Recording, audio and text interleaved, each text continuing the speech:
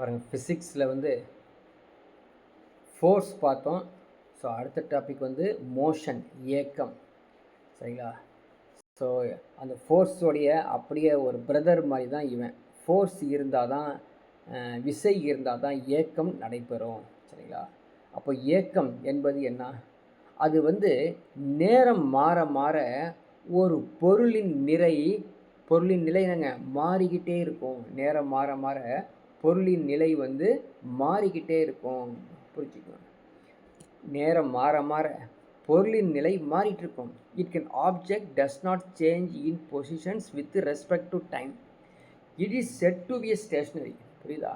எதுவுமே மாறாமல் இருந்துச்சுன்னா அது வந்து நிலையாக இருக்குது அப்படின்னு. ஆனால் மாற்றங்கள் ஏற்பட்டால் அது வந்து மோஷன் ஆகிருக்குது, இயக்கமாக இருக்குது. அது ஸோ எக்ஸாம்பிளுக்கு ஒன்று சொல்லாமல், காலையில் இருந்த ஒரு மரத்தின் நிழல் சாயந்தரம் மாறுது இல்லையா? அப்போ என்ன ஆகுது? இயக்கம் நடந்திருக்குது அப்படின்னு அர்த்தம். So motion is defined as change of the position of an object with respect to time. இதை படித்து வச்சுக்கணும். சரியா? So change of the position of an object with respect to time. அப்போ நேரமாக ஒரு பொருளுடைய நிலை மாறி வந்துச்சு அப்படின்னா ஒரு இயக்கம் நடந்திருக்குது அர்த்தம். சரிங்களா? ஸோ இந்த இயக்கத்துக்கான தான் எக்ஸாம்பிளாக ரோபோ வந்து எடுத்திருக்காங்க. ஸோ இந்த ரோபோ வந்து பார்த்திங்கன்னா ஐசக் அசிமோவ் அப்படிங்கிறவர் தான் ஃபஸ்ட்டு இவர் வந்து ரோபோ ரெடி பண்ணவர். ஸோ ஃபாதர் ஆஃப் ரோபோ அப்படின்னு அர்த்தம். ஸோ பிலிப்பைன்ஸ் மொழியை சொல்லும் பொழுது ரோபோ என்னும் சொல்லு வந்து இவர் தான் அப்படிங்கிறது குறிக்குது. ரோபோ என்பது ஒரு தனி மனித இயந்திரம் அப்படின்னு சின்னதாக ஒரு 6th ஸ்டாண்டர்டில் எக்ஸ்ப்ளனேஷன் கொடுத்துருப்பாங்க. சரி, மோஷனுடைய வகைப்பாடுகள் என்னென்ன அப்படின்னு பார்க்கலாம். ஃபஸ்ட்டு பாருங்கள், நேர்கோட்டு இயக்கம், லீனியர் மோஷன், அதாவது ஸ்ட்ரைட் லைனில் போகிறது. ஒரு பஸ் நேராகவே போயிட்டுருக்கு பார்த்தீங்களா, அது லீனியர் மோஷன் அப்படின்னு அர்த்தம். அடுத்தது வளைவு பாதை இயக்கம். ஸோ கர்விலினியர் மோஷன் அப்போ என்ன அர்த்தம்? The motion of the body moving head but changing direction. புரியுதுங்களா? அதோடைய திசை மாறுபட்டு போணுச்சு அப்படின்னா அது வளைவு பாதை இயக்கம். பஸ்ஸில் உட்காந்துருக்கோம், லெஃப்ட்லேயும் ரைட்லேயும் டேன் ஆகி போகிறது பார்த்தீங்களா, அது வளைவு பாதை இயக்கம். சர்க்குலர் மோஷன்னா என்ன? அந்த பஸ்ஸில் இருக்கக்கூடிய வீல் சுற்றிக்கிட்டே இருக்குது பார்த்தீங்களா, அது மோஷன் இன் சர்க்கிள், அதான் சர்க்குலர் மோஷன். ரொட்டேஷன் மோஷனுங்க, தற்சுழற்சி இயக்கம்னு சொல்கிறோம் இல்லையா, ரொட்டேஷன் மோஷன். சரிங்களா? Rotation motion, the motion of the body about its own axis. இப்போ நம்ம பூமி வந்து தன்னுடைய அச்சில் அது ரொட்டேட் ஆகிட்டே இருக்குது இல்லையா, அதான் ரொட்டேட்டரி மோஷன். அதே மாதிரி அலை இயக்கம், ஆசிலேட்டரி மோஷன்னா என்ன அப்படின்னு பார்த்தீங்கன்னா, இந்த பெண்டுலம், பழைய காலத்து அந்த வால் கிளாக் இருக்கும் பெண்டுலம், அது சும்மாவே ஆடிக்கிட்டே இருக்கும், அப்படி அது ஆசிலேட்டரி மோஷன். அப்படி ஜிக்ஸாக் மோஷன் சொல்லும் போலே தெரியும். ஸோ ஜிக்ஸாக்காக வந்து வளைஞ்சு இயங்கிட்டே போயிட்டுருக்கும். இன்னும் சில மோஷன் இருக்குது பாருங்கள், பீரியாடிக் அண்டு நான் பீரியாடிக் மோஷன், ஒழுங்கு மற்றும் கால ஒழுங்கற்ற இயக்கம். ஸோ காட்டில் அசைந்தாடும் கொடி அது எப்படி இருக்கும் அப்படின்னு பார்த்தீங்கன்னா ஒழுங்கற்ற இயக்கத்தை இருக்கும். கால ஒழுங்கற்ற எப்படி அது ஆடுதுன்னே தெரியாது. நான் பீரியாடிக் மோஷனில் அந்த தெர் இஸ் நோ இன்டர்வலில் இருக்கும். அப்படி இருந்துச்சு அப்படின்னா அது நான் பீரியாடிக் மோஷன். இதுவே வந்து the revolutions இல்லையா, the revolution of moon around the earth in the periodic but not oscillatory, இதெல்லாம் வந்து பீரியாடிக் மோஷன் அப்படின்னு தெரிஞ்சுக்கங்க. ஸோ இந்த இயக்கத்தை பற்றி ஒரு படத்தை இங்கே போட்டிருக்காங்க பாருங்கள். ஸோ இயக்கம் அப்படிங்கிறது இயங்கும் பாதை அடிப்படையில், கால இடைவெளி அடிப்படையில், சீரான வேகத்தின் அடிப்படையில். அப்போது இயங்கும் பாதையின் அடிப்படையில் என்னென்ன வருது? நேர்கோட்டு இயக்கம், வளைப்பாதை இயக்கம், வட்டப்பாதை இயக்கம், தற்சுழற்சி இயக்கம் வந்துடுது. கால இடைவெளியில் வந்து கால ஒழுங்கு இயக்கம், கால ஒழுங்கற்ற இயக்கம் அப்படின்னு வந்தது. சீரான வேகத்தின் அடிப்படையில் சீரான வேகம், சீரற்ற வேகம் அப்படின்னு. ஸோ இந்த புக்கில் இதே மாதிரி ஒரு படம் போட்டே காணப்படுது. ஸோ இது அப்படியே இங்கிலீஷில் இருக்கும். ஸோ இங்கிலீஷில் நீங்கள் வந்து இது கோத்ரூ பண்ணிக்கலாம். அடுத்த ஸ்பீடு, ஸ்பீடை பற்றி சொல்ல தேவையில்லை, நம்ம இப்படி படித்து வைக்கலாம். எஸ்டி ஈக்குவல் டு டி, ஸ்பீடையும் டைமையும் மல்டிப்ளை பண்ணால் டிஸ்டன்ஸ் தெரியும் அப்படின்னு சொல்லிட்டு போய்க்கலாம். ரொம்ப ஈஸியானது. சரிங்களா? ஸ்பீட் டிஸ்டன்ஸ் பற்றிலாம் நம்ம படிக்க தேவையில்லை. அந்த ஸ்பீட் டிஸ்டன்ஸ் வந்து கம்ப்ளீட்டாக நம்ம ஆப்டிடியூட்லேயே பார்ப்போம். பட் இந்த ஸ்பீடு வந்து பாருங்கள், யூனிஃபார்ம் ஸ்பீடு, சீரான வேகத்தில் இருக்கும். ஒரு பொருள் சமகால இடைவெளியில் சம தொலைவில் கடந்தால் அது சீரான வேகத்தில் செல்கிறது அப்படின்னு அர்த்தம். இதே சீரற்ற வேகம்னா என்ன? ஒரு பொருள் வெவ்வேறு கால இடைவெளியில் வெவ்வேறு தொலைவினை கடந்தால் அது சீரற்ற வேகத்தில் செல்வதாக கருதப்படுகிறது அப்படின்னு சொல்கிறாங்க. அப்போ சீரற்ற வேகத்துக்கு எக்ஸாம்பிள் சொல்லலாமா? ட்ரெயின் பாருங்களேன், ஒவ்வொரு நேரத்துலையும் ஒவ்வொரு பிளேஸ்லேயும் வேகம் வந்து மாறிக்கிட்டே இருக்கும். அது சீரற்ற வேகம் அப்படின்னு. சரி, சராசரி வேகம் படிச்சுட்டோம் நம்ம. ஆவரேஜ் ஸ்பீட்னா அது total distance travel divided by total time taken. So கடந்த மொத்த தொலைவு டிவைடட் பை எடுத்துக்கொண்ட மொத்த காலம். ஸோ இதை பேஸ் பண்ணி இங்கே கொடுத்துக்க அப்புறம் 1 km/h வந்து 5/18 m/s. இதெல்லாம் நம்ம வந்து சாதாரணமாக ஸ்பீட் டிஸ்டன்ஸ்லேயே எக்ஸ்பிளைன் பண்ணுவோம். இந்த பகுதியை நீங்கள் மனப்பாடம் பண்ணி வச்சுக்கணும், இது முக்கியமானது. சரிங்களா? எங்கே டாட்டாய்ஸ் ஆமை வந்து 0.1 m/s, person walking 1.4 m/s, falling rain drop 9 to 10 m/s. இந்த பகுதியை நீங்கள் தட்டி வச்சுக்கணுங்க. ஏன்னா கண்டிப்பாக என்ன கேட்பாங்க, பொறுத்துக்களை கேட்பாங்க. ஏற்கனவே எக்ஸாமில் கேட்டிருக்காங்க, படிச்சுக்கோ. சரி, அந்த இது வண்டியில் போயிட்டுருக்கோம் இல்லையா, 2 வீலரில், அங்கே ஒரு km/h சொல்லி ஒரு இப்படி ஒரு இருக்கும் இல்லையா, காமிக்கும்ல ஓடுறது. ஸோ இது என்னது? ஸ்பீடோமீட்டர், வேகமானி. இந்த வேகமானி km/h அப்படின்னு. இன்னொன்று பாருங்கள், அந்த வாகனத்திலே இன்னொன்று இருக்குது, டிஸ்டன்ஸும் போட்டிருப்பாங்க. டிஸ்டன்ஸ் எவ்வளவு தூரம் கடக்கிறது அப்படின்னா. ஸோ டிஸ்டன்ஸ் சேர்ந்து வந்துச்சுன்னா அதுக்கு பேர் ஓடோமீட்டர். சரிங்களா? டிஸ்டன்ஸ் சேர்ந்து காமிச்சிச்சுன்னா ஓடோமீட்டர், வெறும் ஸ்பீடை மட்டும் காமிச்சிச்சுன்னா அது ஸ்பீடோமீட்டர். இப்போ ஜென்ரலி நம்ம டிஸ்டன்ஸும் காமிக்குது, ஸ்பீடும் காமிக்குது அப்படின்னா நம்ம வண்டியில் இருக்கக்கூடிய அந்த மீட்டர் வந்து என்னது? ஓடோமீட்டர் அப்படிங்கிறது தான் அர்த்தம்.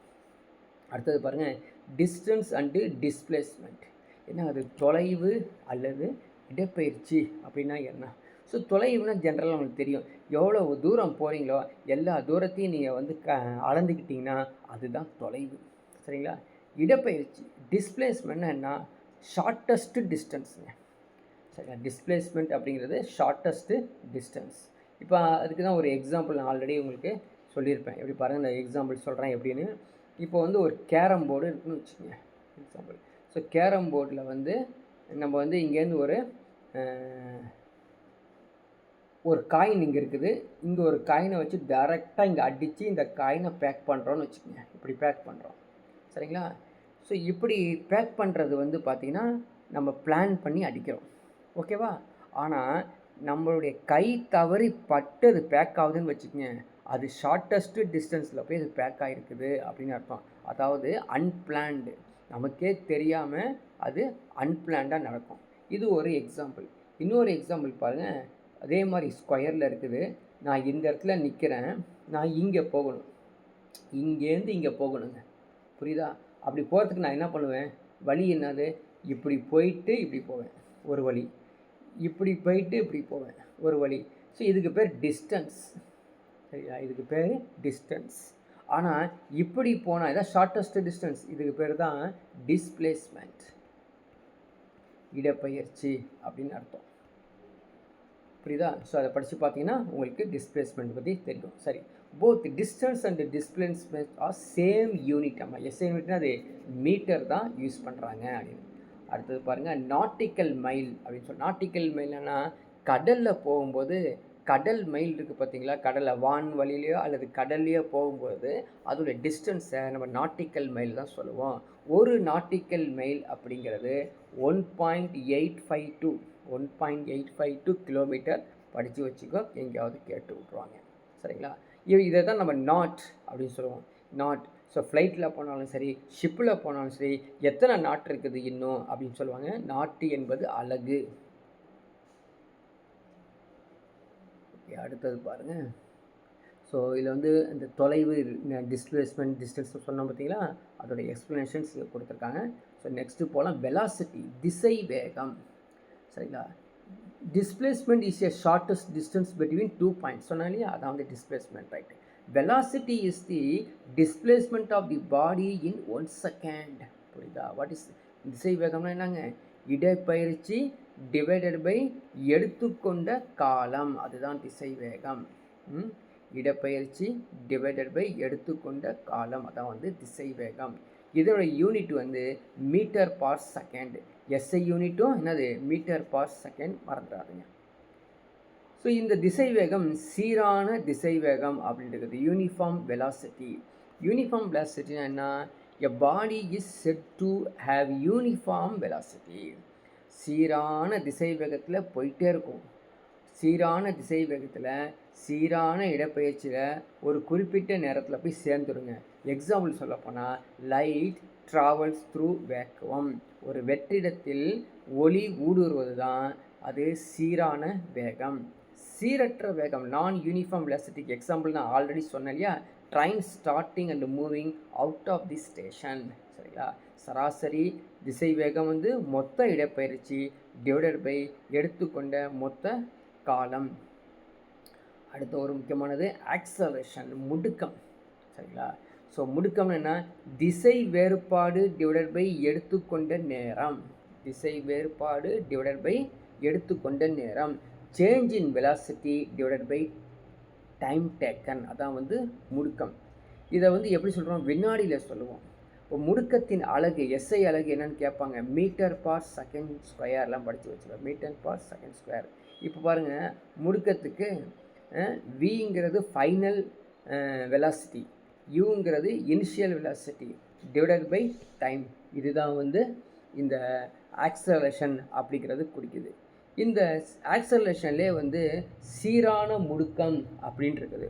ஒரு பொருளின் திசை வேகத்தில் சீரான கால இடைவெளியில் பொறுத்து மாற்றம் ஏற்பட்டால் அந்த முடுக்கம் வந்து சீரான முடுக்கம், அதாவது யூனிஃபார்ம் ஆக்சலரேஷன் அப்படின்னு அர்த்தம். இதே வந்து நான் uniform ஆக்சலரேஷன்னா, an object undergoes non-uniform acceleration if the change in its velocity every unit of time is not the same அப்படின்னு கொடுத்துருக்காங்க. ஸோ இந்த பகுதியை நீங்கள் மனப்பாடம் பண்ணி வச்சுக்கணும், புரிஞ்சு வச்சுக்கணும். சரிங்களா. A = V/U / T. ஸோ முடுக்கத்தின் எஸ்ஐ அலகு metre per square, metre per second square, metre per second square. அடுத்து பாருங்கள், centre of gravity. Centre of gravity. So ஒரு பொருளுக்கு சென்டர் ஆஃப் கிராவிட்டி இருக்கும். அது எப்படி இருக்கும்னா, அந்த பொருளின் எடை முழுவதும் அதுதான் தாங்கிக் கொள்ளும். பொருளின் எடை முழுவதும் அது தாங்கிக் கொள்ளும். The center of gravity of an object is the point through which the entire weight of the object appears to act. ஒரு பொருளுடைய அனைத்து நிறையும் அனைத்து இடையும் ஒரு புள்ளி தாங்கி கொண்டால் அது ஈர்ப்பு மையம் என்று பொருள். சரி, புவி ஈர்ப்பு முடுக்கம் இது வந்து நாங்கள் சிம்பிள் ஜியோடைய 9.8 மீட்டர் பார் செகண்ட் ஸ்கொயர் அப்படி சொல்லி மனப்பாடம் பண்ணி வச்சுக்கணும். இதெல்லாம் வந்து கேட்பாங்க. So acceleration due to gravity அப்படிங்கிறது, so 9.8 metre per second square, it's average value. ஓகேங்களா. சரி, இங்கே ஒரு கணக்கு ஒன்று கொடுத்துருப்பாங்க, அதையும் படிச்சுக்கணும். The velocity of car changes 10 meter per second to 50 meter per second. What will be its accelerations? So acceleration தெரியுமில்ல formula, A = V - U. So Vங்கிறது ஃபைனல் 50, 10ங்கிறது ஆரம்ப 10. ஸோ வந்து கழிச்சோன்னு 40 10, A = 4 metre per second square அப்படின்னு அர்த்தம். அடுத்தது equation of motion. டைரெக்டாகவே இந்த ஈக்குவேஷனை மனப்பாடம் பண்ணி வச்சுக்கணும். First equation velocity of time என்னது? V = U + AT. அவ்வளோதான். நெக்ஸ்ட்டு சமன்பாடு என்னது? இடப்பெயர்ச்சிக்கான சமன்பாடு. இடப்பெயர்ச்சிக்கு வந்து உங்களுக்கு சிம்பிள் வந்து S = UT + AT². எல்லாம் மனப்பாடம் பண்ணி வச்சுக்கணும். இப்போ அப்படியே டேரெக்டாக கேட்பாங்க. ஸோ அடுத்தது மூன்றாவது வந்து திசை வேகத்துக்கான சமன்பாடு V² = U² + 2AS. இதை மனப்பாடம் பண்ணி வச்சுக்கணும். எல்லாமே டேரெக்டாக மனப்பாடம் பண்ணிட்டீங்கன்னா எக்ஸாம்பிள் அப்படியே கேட்பாங்க. அடுத்து பாருங்கள், for the body thrown upward, மேல் நோக்கி எரியப்படும் பொருள். சப்போஸ் நம்ம வந்து இதான் தரேன்னு வச்சுங்க, ஒரு பொருள் ஒரு பந்தை தூக்கி மேல் நோக்கி எறிகிறோன்னு வச்சுங்க, நேராக போயிட்டு அதுக்கப்புறம் திரும்ப கீழே இறக்கிறோம். சரியா? இதுதான் நம்ம வந்து ஜி அப்படின்னு சொல்லுவோம், புவியீர்ப்பு முடுக்கம் அப்படின்னு சொல்லியிருக்கோம். அதை பற்றி தான் சொல்கிறாங்க. V = U - GT இந்த ஃபார்மில் நான் வச்சுக்கோ. H = UT - of GT², V² = U² - 2G. எல்லாம் அந்த அந்த சமன்பாடை நம்ம ஞாபகம் வச்சுக்கிறோம். பொருள் கீழ் நோக்கி தானே கீழே இறங்கிச்சுன்னா V = GT, H = of GT², V² = 2G. என்னாச்சு அப்படின்னு கொஞ்சம் யோசனை பண்ணோம்னா இது எல்லாமே கேன்சல் ஆயிரும். என்ன கேன்சல் ஆயிரும்? இந்த இது வந்து பாருங்கள், இது கேன்சல் ஆகிட்டு அப்படி கீழே வந்துடும். ஓகேவா? என்ன கீழே வரும் அப்படின்னா மைனஸ் வேல்யூ எல்லாமே பாசிட்டிவ் வேல்யூவாக மாறிடும். அதான் வந்து கீழ் நோக்கி போகக்கூடியது. நெக்ஸ்ட் ஒன் பாருங்கள், யூனிஃபார்ம் சர்க்குலர் மோஷன். இப்போ ஒரு வட்டம் எடுத்துக்கிறோம், அந்த வட்டத்தில் ஒரு ஆரத்தை எடுத்துக்கிறோம். அந்த 2 ஆரம் இடையே ஏற்படும் கோணம் தான் ரேடியன் அப்படின்னு அர்த்தம். So 1 radian is the angle subtended by an arc of a circle length of equal to its radius at the center of the circle. புரியுங்களா? ஸோ வட்டத்தின் ஆரத்திற்கு சமமான நீளம் கொண்ட வட்டத்தின் மையத்தில் ஏற்படும் கோணம் தான் ரேடியன் அப்படிங்கிறத தெரிஞ்சுக்கோ. ஸோ ரேடியனை வந்து படத்தின் மூலமாகவே நீங்கள் முழுசாகவே பார்த்துடலாம், படிக்கணும்னு அவசியம் இல்லை. அடுத்தது ஆங்குலர் டிஸ்பிளேஸ்மெண்ட், கோண இடப்பெயர்ச்சி. கோண இடப்பெயர்ச்சியின் அலகு எது? ரேடியன். கோண இடப்பெயர்ச்சியின் அலகு ரேடியன். அப்போ என்ன அர்த்தம்? Angle covered by the line joining the body the centre of the circle, அதாவது ரேடியஸ் வெக்டர் தான் ரேடியன் ஆங்குலர் டிஸ்பிளேஸ்மெண்ட். அந்த தீட்டான் இருக்குது பார்த்தீங்களா, அதுதான் வந்து ஆங்குலர் டிஸ்பிளேஸ்மெண்ட். கோண திசை வேகம். கோண திசை வேகம் ஃபார்முலா என்ன? W, அது ஒமேகா மாதிரி. W omega. Omega = θ/t. இதை வச்சுக்கோ, omega θ/t. So angular velocity which is equal to angular displacement / time taken. இதனுடைய யூனிட் கேட்பாங்க, radian per second. Angular velocity கோண திசை வேகத்தின் அதாவது அலகு என்னன்னு கேட்டால் ரேடியன் பர் செகண்ட். ஸோ அதோடைய கண்டினியூட்டி தான் அப்படியே தொடர்ந்து நம்ம வந்து புரிஞ்சுக்கிட்டு போயிட்டே இருக்கணும். ஸோ கம்பேரிஷன் பண்ணுறாங்க, நேர்கோட்டு திசை வேகத்திற்கும் கோண திசை வேகத்திற்குரிய ஃபார்முலா கேட்டாங்கன்னா V = R⍵. ஸோ இது ஈஸி. அடுத்தது வந்து மைய நோக்கு விசை, மைய விலக்கு விசை. சரிங்களா? மைய நோக்கு விசை, மைய விலக்கு விசை. ஸோ மைய நோக்கு விசைனா என்ன? மைய நோக்கு விசை அப்படிங்கிறது என்ன அப்படின்னு பார்த்தீங்கன்னா, நம்ம வாஷிங் மிஷின் ஓடிட்டுருக்கு பார்த்தீங்களா, அது மைய நோக்கு விசையில் தான் ஓடிட்டுருக்குது. இல்லாட்டி என்ன ஆகுங்க, நம்ம போட்டிருக்கக்கூடிய அந்த துணிகள் எல்லாமே வெளியே தள்ளி விட்டுரும். நம்ம போட்டிருக்கக்கூடிய துணிகள் எல்லாமே உள்ளேயே சுற்றிட்டு இருக்கு பார்த்தீங்களா, அது வந்து மைய நோக்கு விசை. அருமையான ஒரு எக்ஸாம்பிள். இன்னொரு எக்ஸாம்பிள் சொல்லணும் அப்படின்னா, கோள்கள் ஒரு சூரியனை சுற்றி கோள்கள் சுற்றி வருவது மைய நோக்கு விசை, சென்ட்ரிபிட்டல் ஃபோர்ஸ். ஓகேங்களா? சென்ட்ரிஃபியூகல் ஃபோர்ஸ் அப்படின்னா என்னன்னு தெரியுமா? அது மைய விலக்கு விசை அப்படிங்கிறது. நம்ம வந்து ஒரு ஆட்டாங்கல்லில் அதாவது அரிசி மாவு போட்டு அரைப்போம் இல்லையா, அந்த அரைக்க அரிசி மாவு வெளியே தள்ளிக்கிட்டே இருக்கும். இது மைய விலக்கு விசை. இதை ஞாபகத்தை வச்சுக்கிட்டு நம்ம இப்போ நான் வந்து டெஃபினேஷன் படிக்கிறேன், புரியும் பாருங்கள். வட்டப்பாதையில் இயங்கும் பொருளின் திசை வேகத்திற்கு செங்குத்தான திசையில், ஸோ பர்பண்டிகுலர் ஃபோர்ஸ், ஆரத்தின் வழியே மையத்தை நோக்கி பொருள் மீது செயல்படும் மாறா விசை தான் மைய நோக்கி விசை. ஸோ இந்த இடத்துல பர்பண்டிகுலர் அப்படிங்கிறது, ஸோ பர்பண்டிகுலர் தான் சென்ட்ரிபிட்டல் ஃபோர்ஸ்.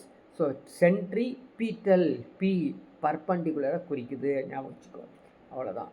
சரி, இதே மாதிரி இது பாருங்கள், சென்ட்ரிஃபியூகல் ஃபோர்ஸ் போகிறதுக்கு முன்னாடி சென்ட்ரிபியூட்டல் ஃபோர்ஸோடைய ஃபார்முலா கொடுத்துருக்கான். F = mv²/r. சரிங்களா? அல்லது F = mr⍵². இதையும் வந்து படித்து வச்சுக்கோ. எல்லாமே இந்த ஃபார்முலாஸ் எல்லாமே க்ரீன் கலரில் போட்டுக்கலாம், நீங்கள் வந்து படித்து வச்சுக்கணும். அதோடைய எக்ஸாம்பிள் கீழே கொடுத்துருக்காங்க, நீங்கள் ஜஸ்ட் அது கோத்ரூ பண்ணிக்கணும். மைய விலக்கு விசை, சென்ட்ரிஃபியூகல் ஃபோர்ஸ். சரி, தயிர் கடைகிறது, மிதிவண்டி ஓட்டுவது, இது மாதிரி எக்ஸாம்பிள் கொடுத்துட்டே இருக்காங்க. இது வந்து சாதாரண வந்து எண் மதிப்பிற்குரியது. அதாவது வந்து பார்த்திங்கன்னா அதோட மதிப்பு எப்படி இருக்கும், மேக்னிடியூடாக இருக்கும் அப்படின்னு. ஸோ இது எப்படி பாருங்கள், இந்த force which is equal to magnitude but opposite direction to the centripetal force. Centripetal force இருக்கு இல்லையா, அந்த மைய நோக்கு விசைக்கு எதிராக செயல்படுவதுதான் மைய விலக்கு விசை. அடுத்தது பாருங்கள், ஸ்டெபிலிட்டினா சமநிலை. அப்போ நம்ம வந்து ஒரு பொருளில் தராசு வைக்கிற மாதிரி சமநிலையாக வைப்போங்க. தராசு வைக்கிற மாதிரி சமநிலையாக வைப்போம். அந்த சமநிலை வந்து ஒரு பொருள் அதே நிலையில் நிற்கிற மாதிரி சமநிலை பண்ணுறோம் பார்த்தீங்களா, அதுதான் ஸ்டெபிலிட்டி. அந்த ஸ்டெபிலிட்டி 3 வகையாக இருக்குது. உறுதி சமநிலை, ஸ்டேபிள் ஈக்குலிபிரியம். உறுதியற்ற சமநிலை, அன்ஸ்டேபிள் ஈக்குலிபிரியம். நடுநிலை சமநிலை, ஸோ நியூட்ரல் ஈக்குலிபிரியம். 3 ஈக்குலிபிரியம் பற்றி தெரிஞ்சுக்கணும். அப்போ உறுதி சமநிலை அப்படிங்கிறது என்ன? உறுதி சமநிலை கூம்பானது மிக அதிகமான கோணத்திற்கு சாய்க்கப்பட்டு பின்னர் விடப்பட்டாலும் கவிழ்ந்து விடாமல் மீண்டும் பழைய நிலையை அடைகிறது பார்த்தீங்களா, அதான் உறுதி சமநிலை, இந்த ஸ்டேபிள் ஈக்குலிபிரியம். அதுக்கு எக்ஸாம்பிள் வந்து பார்த்திங்கன்னா நிறைய எக்ஸாம்பிள் இருக்குது. என்னது, இந்த தலையாட்டு பொம்மைலாம் இருக்குது பார்த்தீங்களா, ஆடிக்கிட்டே இருக்கும் தவிர கீழே விழுவாது. சரிங்களா? ஸோ அதுக்கான எக்ஸாம்பிள்ஸ் தான் இங்கே வந்து காமிச்சிருக்காங்க. அடுத்தது அன்ஸ்டேபிள் ஈக்குலிபிரியம், உறுதியற்ற சமநிலை அப்படிங்கிறது its centre of gravity is lowered when it is displaced. அங்கே சென்டர் ஆஃப் கிராவிட்டியே இருக்காது, குறைவாக தான் இருக்கும், அது கீழே விழுந்துடும். ஜஸ்ட் லைக் பம்பரம் இருக்குங்களா, பம்பரம் சுற்றி விட்டிங்கன்னா சுற்றுற வரைக்கும் நிற்குங்க. அதோடைய சுற்றுற ஸ்பீடு குறைஞ்சிருச்சு அப்படின்னா அது உறுதியற்ற சமநிலைக்கு போயிடும், அன்ஸ்டேபிள் ஈக்குலிபிரியம் போயிடும். அதான் அடுத்த எக்ஸாம்பிள் கொடுத்து முடிச்சுருக்காங்க. 3வது பாருங்கள், நடுநிலை சமநிலை, நியூட்ரல் ஈக்குலிபிரியம். ஸோ இதில் வந்து என்ன நடக்குது அப்படின்னா, இந்த நிலையில் கூம்பானது உருள்கிறது, ஆனால் கீழே கவிழ்க்கப்படுவதில்லை, கீழே உழுவாதாமா. கூம்பை நகர்த்தும் போது ஈர்ப்பு மையம் அதே உயரத்திலே உள்ளது. கூம்பினை எங்கு நகர்த்தினாலும் அதே நிலையில் அது நிலையாகவே இருக்கும்.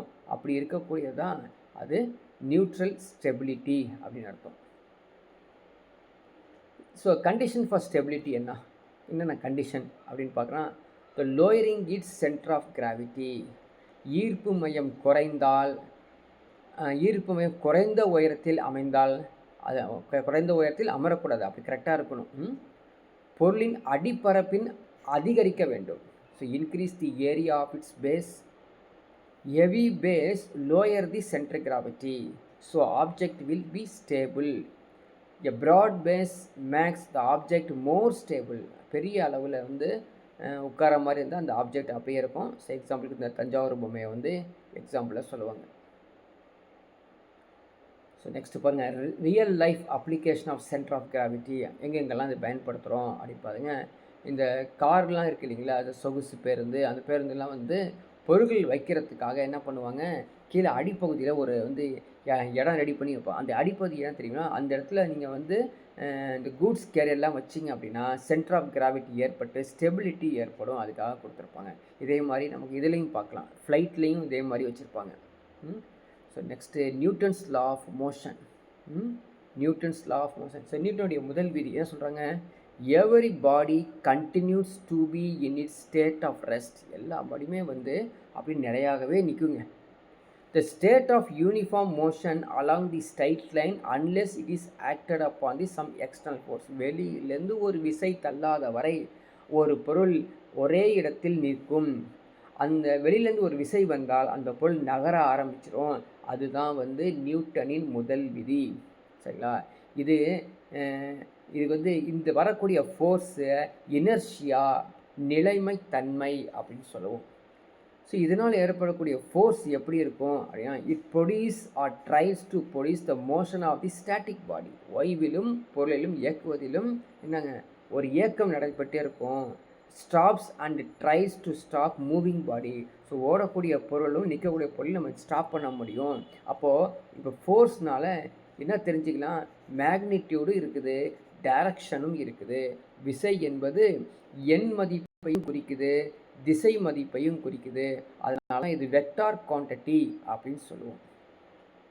இந்த விசைகள் எப்படி வகைகள் இருக்குது பாருங்கள். ஒத்த விசை, மாறுபட்ட விசைன்னு 2 விசை இருக்குது. சரிங்களா? 2 அல்லது 2ற்கு மேற்பட்ட சமமான அல்லது சமமற்ற விசைகள் ஒரே திசையில் ஒரே பொருள் மீது இணையாக செயல்பட்டால் அது ஒத்த இணை விசை. புரியுதா? ஸோ 2 இருக்கணும் அல்லது அதுக்கு மேற்பட்ட பொருள் இருக்கும். சமமான விசை இருக்கணும் அல்லது சமமற்ற விசை இருக்கும். அது மாதிரி ஒரு 2 பொருள் வந்து ஒரே மாதிரி விசை ஏற்பட்டால் அது வந்து ஒத்த இணை விசை. மாறுபட்ட விசை அப்படியே மாறுபட்டிருக்கும். எதிர் எதிர் திசையில் நடைபெறுங்க. இது ஒரே திசையில் நடைபெறும், இது எதிர் எதிர் திசையில் நடைபெற்றால் அது வந்து மாறுபட்ட இணை விசை. ஸோ அடுத்த ஒன்று பாருங்கள், முக்கியமானது ரிசல்டன்ட் ஃபோர்ஸ், தொகுப்பயன் விசை. ரிசல்டன்ட் ஃபோர்ஸ் அப்படின்னா என்ன அப்படின்னு பாருங்கள். அதாவது ஒரு பொருள் இருக்குன்னு வச்சுக்கோங்க, அது பல்வேறு திசைகளிலிருந்து அழுத்தம் மாதிரி அமுத்துறோம். எல்லா விளைவும் ஏற்பட்டு கடைசியாக ஒரு மொத்த விசை ஏற்படுங்க, தொகுப்பு விசை ஏற்படுங்க, ரிசல்டன்ட் ஃபோர்ஸ் ஏற்படும். அப்படி ஏற்பட்டுச்சுன்னா அதுதான் வந்து ரிசல்டன்ட் ஃபோர்ஸ். இந்த ரிசல்டன்ட் ஃபோர்ஸ் வந்து பேலன்ஸ்டு ஃபோர்ஸ், அன்பேலன்ஸ்டு ஃபோர்ஸ்ன்னு 2 இருக்குது. சமன் செய்யப்பட்ட விசை, சமன் செய்யப்படாத விசைன்னு இருக்கும். இப்போ எக்ஸாம்பிள் கொடுத்துருக்காங்க பாருங்களேன்.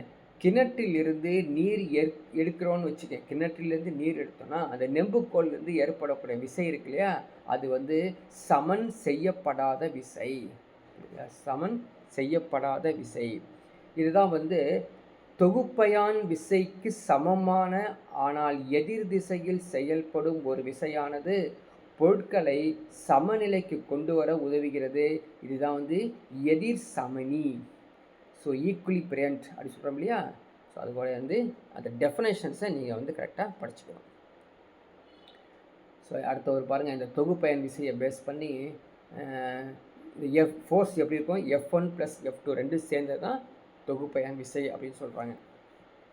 இது வந்து பார்த்திங்கன்னா ஒரு பொருளை வந்து 2 பக்கமும் ஒரே பக்கத்தில் வந்து ஃபோர்ஸ் கொடுக்குறாங்க. இந்த பொருளை ஆப்போசிட்டில் ஃபோர்ஸ் கொடுக்குறாங்க, F1 F2. இது F1 மைனஸ், அது F1 is greater than F2 இருந்தால் F1 minus F2, F2 is greater than F1 இருந்தால் F2 மைனஸ் F. மூன்றாவதில் பார்த்தீங்கன்னா F1 F2 எப்படி இருக்குது பாருங்கள். தொகுப்பையான 2க்கும் difference F1 minus F2 which is equal to 0வாக இருக்கும். இது சமமான விசை. 3 விசை ஏற்படுதுங்க. Parallel force, parallel force, parallel unequal force, parallel equal force. அடுத்து பாருங்கள், moment of the force. Moment of the force விசையின் திருப்பு திறன். ஸோ எக்ஸாம்பிளுக்கு டெஸ்லான்னு சொல்கிறோம் இல்லைங்களா, அந்த Tesla equal to F into D. டேரெக்டாக நம்ம வந்து டெஃபினேஷன் படிக்கிறதுக்கு டெஸ்லா எஃப் இன்ட்டு டி அப்படின்னு சொல்லி. எஃப்ங்கிறது ஃபோர்ஸு, டிங்கிறது என்னதுங்க, டிஸ்பிளேஸ்மெண்ட். சரி, டிஸ்டன்ஸ் இல்லையா, டிஸ்டன்ஸ், பர்பண்டிகுலர் டிஸ்டன்ஸ். அப்போ எஃப்ங்கிறது ஃபோர்ஸு, டிங்கிறது டிஸ்டன்ஸ். இதை குறிக்கக்கூடியதான் இந்த விசையின் திருப்புத்திறன். இதனுடைய எஸ்ஐ அலகு கேட்பாங்க, நியூட்டன் மீட்டர். இதோடைய எஸ்ஐ அலகு நியூட்டன் மீட்டர். சரியா, இந்த எஸ்ஐ அலகு நியூட்டன் மீட்டர். இது ஒரு இது வந்து டி தான். டி வந்து எப்படி கொடுப்பாங்க, டார்க் அப்படின்னு டார்க்னு சொல்லுவாங்க. Torque equal to F into D. Torque is the vector quantity. It is acting along the direction perpendicular to the plane containing the line of action of the force and the distance. இது முக்கியமானது, ஒவ்வொன்றும் முக்கியமானது. ஒரு vector அலகுங்க. இதனுடைய திசையானது விசை செயல்படும் அச்சின் திசை மற்றும் தொலைவின் தளத்திற்கும் செங்குத்து திசையில் இருக்குமாமா. எல்லாமே செங்குத்து திசையில் இருக்கும், மறந்துடாதீங்க. அப்படி இருந்தால் தான் அது டார்க் அப்படின்னு அர்த்தம். அது கப்புள், இதையும் தெரிஞ்சு வச்சுக்கணும். கப்புள் அப்படிங்கிறது என்னது, இரு சமமான இணை விசைகள். இரு சமமான இணை விசைகள் ஒரே நேரத்தில் ஒரே பொருளின் இருவேறு புள்ளிகளில் எதிரெதிர் திசையில் ஏற்பட்டால் அது இரட்டை விசை அல்லது இரட்டை அப்படின்னு அர்த்தமா. சரிங்களா, இதிலிருந்து வரக்கூடிய திருப்புத்திறன் வந்து இரட்டை திருப்புத்திறன். ஸோ த அப்ளிகேஷன் ஆஃப் டார்க்கும் படிச்சுக்கணும். விசை திருப்புத்திறன் எங்கெங்கே பயன்படுது? பற்சக்கரம் கியர்ஸில் பயன்படுது. அடுத்தது வந்து சீசா பிளே, சீசா இருக்கு இல்லைங்களா, அந்த பிளேலையும் இது பயன்படுத்துகிறாங்க. திருப்பு சக்கரம் ஸ்டேரிங் வீல்ஸ் இல்லையா, ஸ்டேரிங் வீல்ஸ் பஸ் கார் ஓட்டும் போது ஸ்டேரிங் வீல்ஸ் அதுலேயும் வந்து இந்த திருப்புத்திறன் தான் பயன்படுது. நெக்ஸ்ட் ஒன், நியூட்டனின் இரண்டாவது விதி, இரண்டாவது இயக்க விதி. The force acting on the body is directly proportional to the rate of change of the linear momentum of the body, and the change in the momentum takes place in the direction of the force. என்ன சொல்கிறாங்க, ஒரு பொருள் இருக்குதுங்க, ஒரு பொருள் மீது நம்ம விசையை செலுத்துகிறோம். ஸோ விசையை செலுத்தும் போது உந்த மாறுபாட்டின் காரணமாக அது நேர்தகவில் ஏற்படும். உந்த மாறுபாட்டின் காரணமாக நேர்தகவில் ஏற்படும். அப்படி நேர்தகவில் ஏற்படுவதால் என்ன ஆகுங்க, அந்த விசை அதே திசையில் அமைகிறதாமா. அப்படி அமைஞ்சால் அந்த நியூட்டனின் இரண்டாவது இயக்க விதி. சரிங்களா, இதுக்கு பேர் வந்து டைரக்ஷன் ஆஃப் தி ஃபோர்ஸ், அது விசையின் விதி அப்படின்னு அர்த்தம். இதனுடைய எஸ்ஐ அலகு கேட்பாங்க, நியூட்டன். இதனுடைய எஸ்ஐ அலகு நியூட்டன். ஒரு நியூட்டன் என்பது 1 கிலோகிராம் பர் மீட்டர் ஸ்கொயர். ஒரு டைன் என்பது 1 கிராம் சென்டிமீட்டர் ஸ்கொயர். ஒரு Newton 10 to the power of 10. இதெல்லாம் வந்து மனப்பாடம் பண்ணி வச்சுக்கணும். அதே மாதிரி ஓரலகு விசை அப்படிங்கிறது என்ன, 1 கிலோகிராம் நிறைவுள்ள ஒரு பொருள் ஒன்றை 1 மீட்டர் பர் செகண்ட் ஸ்கொயர் அளவிற்கு முடுக்க வைக்கப்பட்டு தேவைப்படும் விசையின் அளவு தான் 1 Newton. The amount of force required to produce an acceleration of 1 meter per second in a body mass of 1 kg அப்படிங்கிறது தான் யூனிட் ஆஃப் ஃபோர்ஸ். எல்லாத்தையும் நீங்கள் நான் ரீட் அவுட் தான் பண்ண முடியும், நீங்கள் மனப்பாடம் பண்ணிடணும், எக்ஸாமில் கேட்பாங்க, படிச்சுக்கணும். ஸோ அடுத்தது சேஞ்ச் இன் மூமெண்ட்டு, ஸோ அதோட ஆக்டிவ் எல்லாமே இங்கே கொடுத்துருக்காங்க. இந்த எக்ஸாம்பிள்ஸாக ஃபுல்லாக கொடுத்துருக்காங்க, அப்படியே பார்த்துக்கலாம் நீங்கள். சரி, அதே மாதிரி ராக்கெட் ரிப்பல்ஷனை கொடுத்துருக்காங்க. ஸோ ராக்கெட் ரிப்பல்ஷன் அப்படிங்கிறது based on the law of conservation of linear momentum as well as Newton's third law. அதாவது நியூட்டன்ஸ் தேர்ட் லா என்ன சொல்கிறாங்க, so every action is opposite to the ஒரு எந்த ஒரு இயக்கமும் அதற்கு எதிர் விகிதத்தில் அமையும். எந்த ஒரு இயக்கம் அதற்கு எதிர் விகிதத்தில் அமையும். So every action is directly proportionally opposite action அப்படின்னு சொல்லுவாங்க, அதெல்லாம் படிச்சுக்கோ. So rockets are filled with fuel. அந்த ஃபியூவல்லேருந்து வெளியே கூடிய புகை இருக்குது பார்த்தீங்களா, புகையும் அந்த நெருப்பு வெளியே வரும்போது அந்த ராக்கெட் வந்து மேல் நோக்கி போகிறது நியூட்டன்ஸுடைய தேர்ட் லாவில் இருக்குது அப்படின்னு அர்த்தம். ஸோ நோட்ஸ் எல்லாமே நீங்கள் டவுன்லோட் பண்ணி படிச்சுக்கணும். சரிங்களா, அது கிராவிடேஷன், ஈர்ப்பியல். ஸோ கிராவிடேஷன் அப்படின்னாலே வந்து 11th ஒரு பெரிய டாபிக். சரிங்களா, இது பாருங்கள், Newton's universal law of gravitation அப்படின்னு சொல்லுவாங்க. இந்த லா என்ன சொல்கிறாங்கன்னா, every particle of matter in this universe attracts every other particle with a force. இந்த பிரபஞ்சத்தில் இருக்கக்கூடிய, இந்த அண்டத்தில் இருக்கக்கூடிய எந்த ஒரு பொருள்னாலும் இன்னொரு பொருளில் ஒரு பர்டிகுலர் விசையில் சேர்ந்து அட்ராக்ட் ஆகிடுதுங்க. அதுதான் கிராவிடேஷன், ஈர்ப்பியல் விசை. This force is directly proportional to the product of their masses. புரியுங்களா, the force is directly proportional to the product of their masses and inversely proportional to the square of the distance between the center of their masses. இதெல்லாம் படித்து வச்சுக்கணும். சரிங்களா, so விசையானது அவைகளின் நிறைகளின் பெருக்கற் பலனுக்கு நேர் விகிதத்திலும் அவை மையங்களுக்கு இடையே தொலைவுக்கு இருமடி எதிர் விகிதத்திலும் இருக்கும் அப்படின்னு சொல்லி அந்த அந்த அந்த அதோடைய ரிசல்ட்டை நம்ம படித்து வச்சுக்கணும். ஓகேவா, the mass and weight. நிறைனா என்னங்க, நிறை என்பது பொருட்களின் அடிப்படை பண்பு. சரிங்களா, பொருட்களின் நிறை என்பது அதில் அடங்கியுள்ள பருப்பொருளின் அளவு. இதுக்கு அளவு வந்து கிலோகிராமில் சொல்கிறோம், அதான் மாஸ். எஸ்ஐ யூனிட்லேருந்து கிலோகிராம் மாஸ் அப்படின்னு சொல்கிறோம். It's a basic property of a body. வெயிட்னா என்ன, ஒரு பொருள் மீது செயல்படும் ஈர்ப்பு விசை தான் வெயிட். அப்போ என்ன மீனிங், இப்போ ஒரு கிலோ ஒரு கல் எடுத்துகிட்டு போயிட்டு பேலன்ஸில் வெயிட்டு போட்டிங்கன்னா அதுக்கு பேர் வெயிட்டு. ஏன் அப்படின்னா புவி ஈர்ப்பு விசையால் இது இழுக்கப்பட்டு வெயிட்டு. அதே 1 கிலோ கல்லை யூனிவர்ஸில் ஸ்பேஸில் போயிட்டு நீங்கள் வெயிட் போட்டிங்கன்னா அதுக்கு பேர் மாஸ். அப்போ மாஸில் வந்து புவியீர்ப்பு விசை இருக்காது, வெயிட்டில் புவியீர்ப்பு விசை இருக்கும். So W equal to mg, புரியுதா? W equal to m into A, புவியீர்ப்பு முடுக்கம். பிடிச்சிக்கோ, இதெல்லாம் கேட்பாங்க. இது ஒரு வெக்டார் அலகு, எப்போதும் புவியின் மையத்தை நோக்கியே செயல்படும், அதனால் இதோட அலகு வந்து நியூட்டன். இது வந்து இந்த ஒரு இன்ஃபர்மேஷன்ஸ் எதுவும் பார்த்துக்கோ. அதே மாதிரி இந்த வெயிட்லெஸ்னஸ் ஆஃப் ஆஸ்ட்ரோனட்ஸ், அவங்க வந்து ஏன் வந்து வெயிட்டு வந்து இல்லாமல் போயிடறாங்க, அங்கே ஸ்பேஸுக்கு போனால் மிதக்கிறாங்க பார்த்தீங்களா, அதுக்கு காரணம் என்ன, புவியீர்ப்பு விசை இல்லாதனால அவங்க மிதந்துக்கிட்டே வர்றாங்க. ஓகே, இந்த நியூட்டன்ஸ் லா ஆஃப் கிராவிடேஷன் வந்து எங்கெங்கே பயன்படுத்துகிறோம் அப்படின்னு தெரிஞ்சுக்கோ. எங்கே பயன்படுத்துகிறோம்?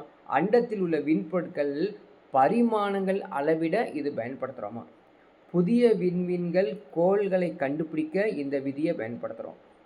சில நேரங்களில் வந்து சீரற்ற நகர்வு நடந்துச்சுன்னா அதுலேயும் இது வந்து பயன்படுத்துகிறோம். தாவரங்களின் வேர் முளைத்தல் வளர்ச்சி புவியின் ஈர்ப்பு விசை சார்ந்தே அமைது. ஸோ புவி திசை சார்பியக்கம் என்று அழைக்கப்படுகிறது. இதுக்கு வந்து புவி திசை லா ஆஃப் கிராவிடேஷன் வந்து யூஸ் பண்ணுறாங்க. ஸோ இதோட டாப்பிக்கும் முடிஞ்சிருச்சு. நீங்கள் இந்த பிடிஎஃப் வந்து டவுன்லோட் பண்ணி படித்து வச்சுங்க. நெக்ஸ்ட் கிளாஸில் பார்க்கலாம்.